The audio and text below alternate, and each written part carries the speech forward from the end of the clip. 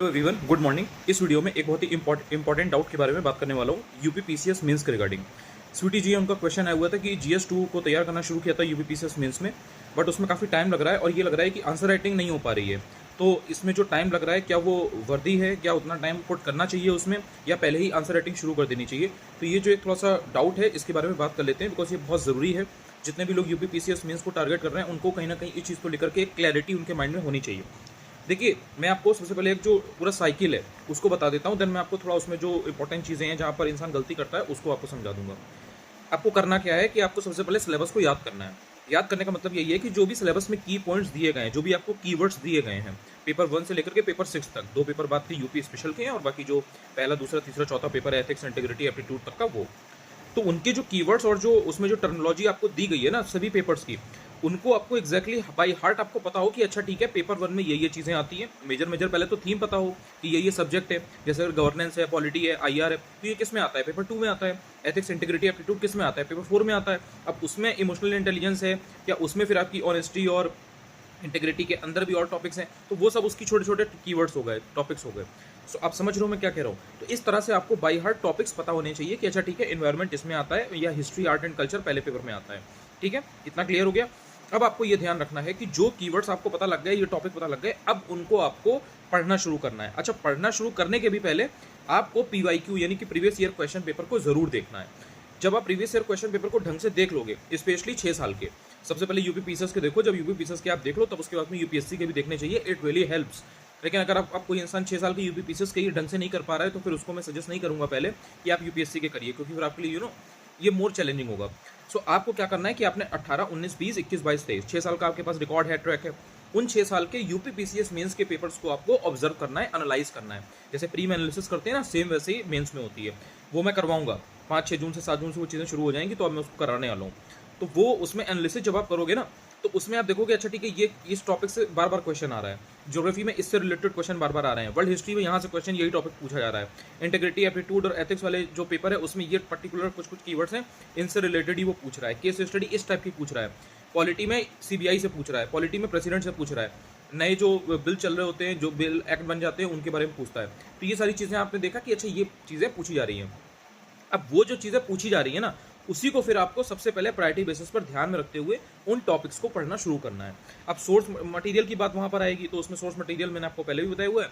आप अपने अकॉर्डिंग उसमें देख लो कि भाई मुझे क्या, किसकी लैंग्वेज समझ में आ रही है, किसका कंटेंट मुझे समझ में आ रहा है, अकॉर्डिंगली आपने उन टॉपिक्स को पढ़ना शुरू कर दिया। अब एक होता है बेसिक मटेरियल, फॉर्डर मटेरियल, मतलब कि जैसे आपका जो आंसर है उसमें इंट्रोडक्शन होता है, बॉडी होता है, कंक्लूजन होता है। तो उसमें एक जो बेसिक बेसिक चीज़ें हैं, जो कोई डेफिनेशन है किसी टॉपिक की या कंक्लूजन है किसी टॉपिक का, वो एक थोड़ा सा बेसिक टाइप होता है। लेकिन अपने आंसर को एनरिच करने के लिए, उसमें क्वालिटी लाने के लिए उसमें वैल्यू एडिशन किया जाता है। अब वो जो वैल्यू एडिशन है वो आप कैसे करते हो? एनेक्डोट के थ्रू, एग्जाम्पल के थ्रू, कोई केस स्टडी है उसके थ्रू, या जैसे अगर इकोनॉमी है तो उसमें डेटा पॉइंट्स के थ्रू, पॉलिटी है तो उसमें आपने सुप्रीम कोर्ट का कोई अगर जजमेंट है तो आपने उसको दे दिया, इकोनॉमी की अगर आप बात करो तो उसमें आपने अगर जो भारत का बजट है उसके बारे में आपने उसके कोई डेटा को मेंशन किया, इकोनॉमिक सर्वे के डेटा को मेंशन किया। अगर आप एथिक्स, इंटीग्रिटी, एप्टीट्यूड की बात कर रहे हो तो आपने जो रियल लाइफ जो पर्सनैलिटीज़ हैं उनको आप दिखा सकते हो, जैसे महेंद्र सिंह धोनी जी हैं या साइना नेहवाल जी हैं, तो आप उनका बता सकते हो कि ओके ठीक है, ये जो एथलीट है इन्होंने किस तरह से इतनी हार्डशिप्स के बाद भी इन्होंने इतने कमिटमेंट के साथ में इन चीज़ों को किया। तो मैं, आप समझ रहे हो मैं क्या बता रहा हूँ?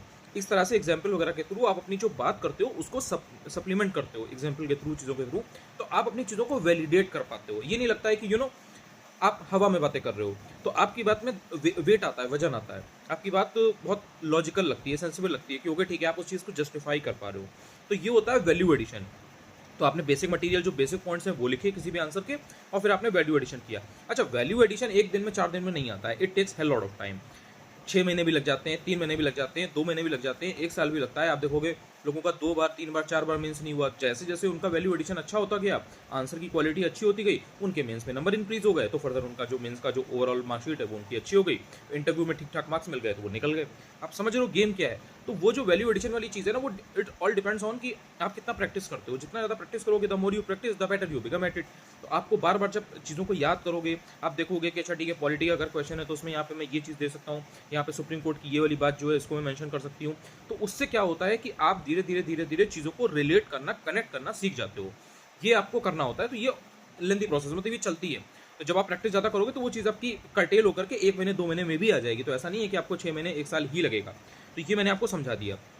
और ये जब आपने कर लिया, मतलब आपने चीज़ को पढ़ा, आपने उसमें जो वैल्यू एडिशन है, जो भी बेसिक चीज़ें हैं, थोड़ा बहुत जो फैक्ट्स वगैरह हैं, वो आपने देखे। अब उसको आपने ढंग से जब पढ़ लिया और समझ लिया, देखो मैं समझने की बात यहाँ पर कर रहा हूँ। आई एम नॉट सेइंग कि आपको रटना है, आपको समझना है। वो जो टॉपिक्स, वो जो जिस टॉपिक के बारे में आप पढ़ रहे हो, लेट्स से आप प्रेसिडेंट के बारे में पढ़ रहे हो, तो प्रेसिडेंट को आपको ढंग से समझना है कि इसमें क्या चीज़ें हैं, क्या चीज़ें नहीं है। भारत का जो, इंडिया का जो प्रेसिडेंट है, उनकी क्या पावर्स है, उनकी क्या वैल्यू है, और वो यूएसए के जो प्रेसिडेंट है उनसे किस तरह से डिफरेंट है, और जो कंट्रीज़ हैं, अदर कंट्रीज़, उनसे किस तरह से स्ट्रक्चर जो हमारे यहाँ के प्रेसिडेंट का है वो डिफरेंट है। तो ये सारी चीज़ें आप रिलेट करके पढ़ोगे, समझोगे, और इतना करने के बाद में जो चीज़ें आपको लगता है कि आपको समझ में नहीं आ रही हैं, या आपको ऐसा लग रहा है कि ये मैं भूल सकती हूँ, इसमें मुझे याद करने में यार थोड़ा प्रॉब्लम हो रही है, तो भाई इसको याद कर लेते हैं, इसको कहीं लिख लेते हैं, उनको आपने शॉर्ट फॉर्म में लिख लिया। यहीं पर एक चीज़ बता देता हूँ, बहुत बड़ा डाउट आता है। पहले पहले जब अपनी प्रिपरेशन को शुरू करोगे यूपीपीसीएस मेंस के लिए, तो आपके मैक्रो नोट्स बनेंगे, नोट्स आपके थोड़ा बल्कि बनेंगे। जैसे जैसे आप उसमें 2 3 4 5 रिवीजन मारोगे ना, तो आपके वो बहुत माइक्रो नोट्स हो जाएंगे। एग्जाम के पहले आपके पास एक कॉपी होगी बस पतली सी, और उसी से आपका काम बन जाएगा। और अगर नहीं हो रहा है तो कहीं ना कहीं आप रिवाइज नहीं कर पाओगे।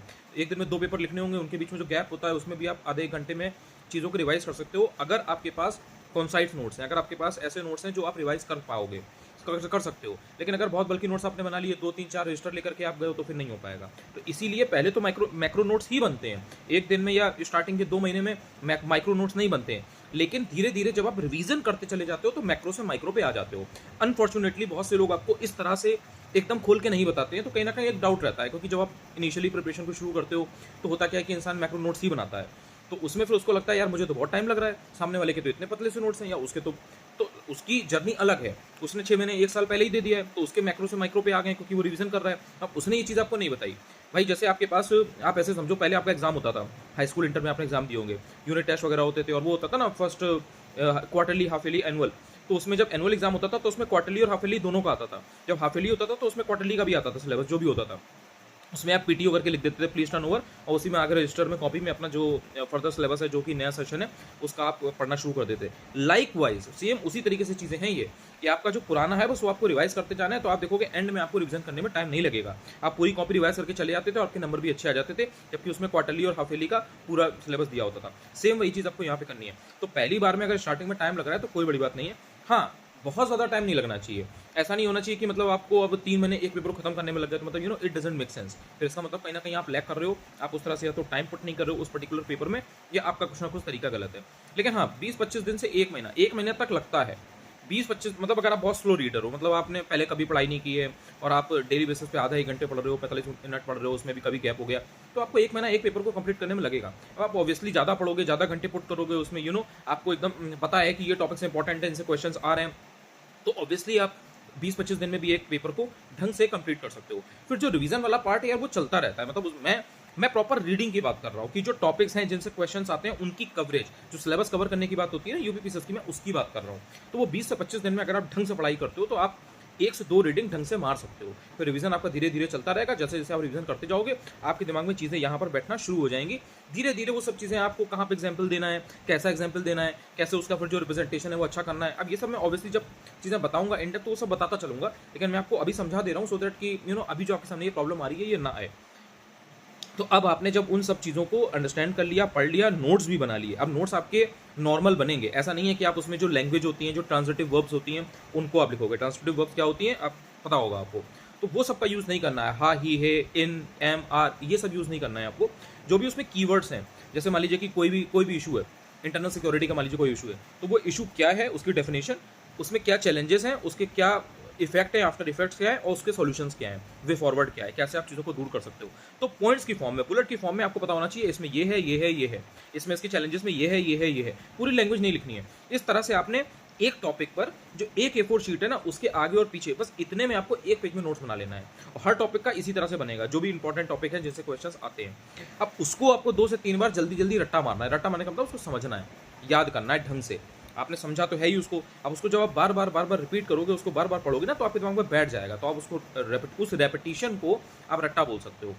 ये जितना ज़्यादा आप शार्पली करोगे, जितना कॉन्शियस वे में करोगे, आंख बंद करके और सोते सोते नहीं, जितना कॉन्शियसली आपके दिमाग में ये चीज़ें होंगी ना, उतना ज़्यादा आप देखोगे कि आपके जब आप लिखना शुरू करोगे, देखो आंसर राइटिंग जो है ना, लोगों को ऐसा लगता है आंसर राइटिंग मतलब कॉपी से देख करके लिखना है। वो नहीं होती answer writing. Answer writing is कि आपने चीज को पढ़ लिया, समझ लिया, याद कर लिया, देन आप क्वेश्चन लेकर के अपने आप से लिखते हो। फिर जो चीज आपकी गलत हुई है, जो चीज आपकी लैक कर रही है, जो पॉइंट्स आपके लैक कर रहे हैं, जो टॉपिक में क्लैरिटी नहीं आ रही है, उस पॉइंट्स को आप देख लेते हो कि अच्छा ठीक है, मैंने सपोज किसी टॉपिक में 10 पॉइंट्स हैं, अब आपने चीज को पढ़ा, पढ़ने के बाद में आपने लिखा, आपको 7 पॉइंट्स आए, फिर आपने जो मॉडल आंसर है उसको चेक किया, या जो भी किताब थी, सोर्स थी जहां से आपने पढ़ा था, आपने उसको चेक किया कि ओके ठीक है, मैंने क्या लिख रखा है। देन आपने ये पाया कि ओके ठीक है, यहाँ पे 7 पॉइंट्स मैंने लिखे हैं, 3 पॉइंट्स मैंने नहीं लिखे हैं, तो वो 3 पॉइंट्स आपने अपने में ऐड कर लिए। ये होती है answer writing. Answer writing is not like कि आपने किताब ले ली, उसमें से आपने क्वेश्चन देख लिया, उसमें जो चीजें लिखी थी वो आपने अपने पन्ने पे उतार दी, वो कुछ नहीं है, आपके दिमाग में कुछ नहीं गया, आपने उसमें से कुछ भी कॉम्प्रीहेंड नहीं किया, तो आप उसको एग्जाम में नहीं लिख पाओगे।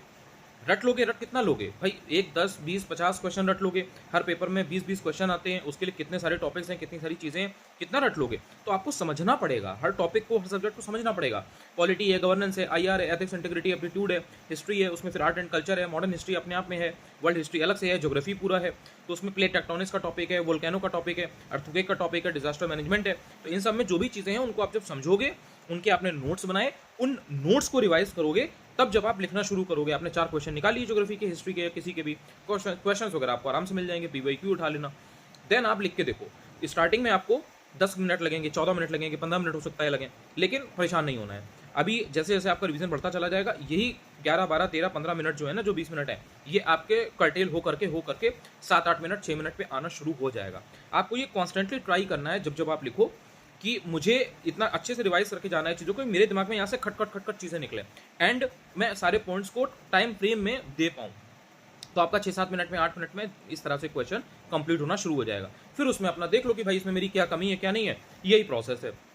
अब इस प्रोसेस को, ये जो मैंने आपको बताई है, इसको अगर आपने समझ लिया और एग्जीक्यूट करना शुरू कर दिया, मतलब जितना ज़्यादा आप देखो, स्विमिंग कभी भी बैठे बैठे नहीं आती, आप वीडियो देख लो, किसी से पूछ लो, नहीं आती, आपको पानी में उतरना पड़ेगा। अब वो डर भी लगेगा, रेजिस्टेंस भी होगी, ये भी लगेगा डूब जाएंगे, बहुत सारे इशूज़ होते हैं, जो स्विमिंग जानते हैं वो इस चीज़ से रिलेट कर सकते हैं। तो वैसे ही ये चीज़ है, जब तक आप आंसर राइटिंग और ये जो जितनी भी चीज़ें हैं ना, जब तक आप उनको पढ़ोगे नहीं, जब तक आप रिवाइज नहीं करोगे, जब तक आप नोट्स बनाओगे नहीं, तब तक यू विल नेवर नो कि नोट्स बनाए कैसे जाते हैं, क्योंकि आप बना नहीं रहे हो ना। और पहली बार में जैसे आपने अभी बनाया तो मैक्रो बन रहे हैं, कोई बात नहीं, टाइम लग रहा है, कोई बात नहीं, टाइम लगता है।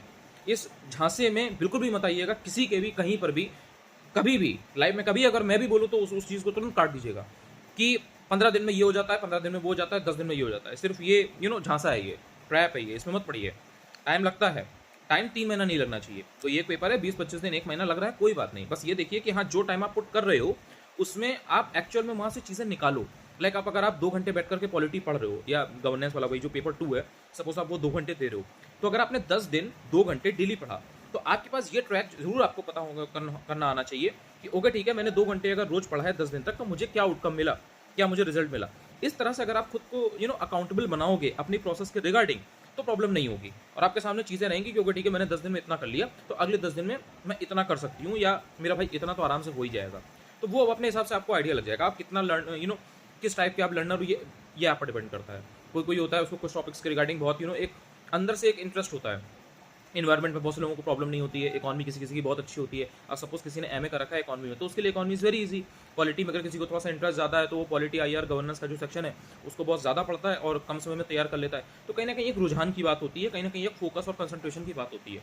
जब भी पढ़िए, to the point, exam oriented पढ़िए, जो एग्जाम में आता है उसको टारगेट करिए, रादर देन कि सब कुछ पढ़ना है। तो इससे आप टारगेट भी कर पाओगे कि आपको व्हाट टू रीड एंड क्या नहीं पढ़ना है, ये भी आप कर पाओगे।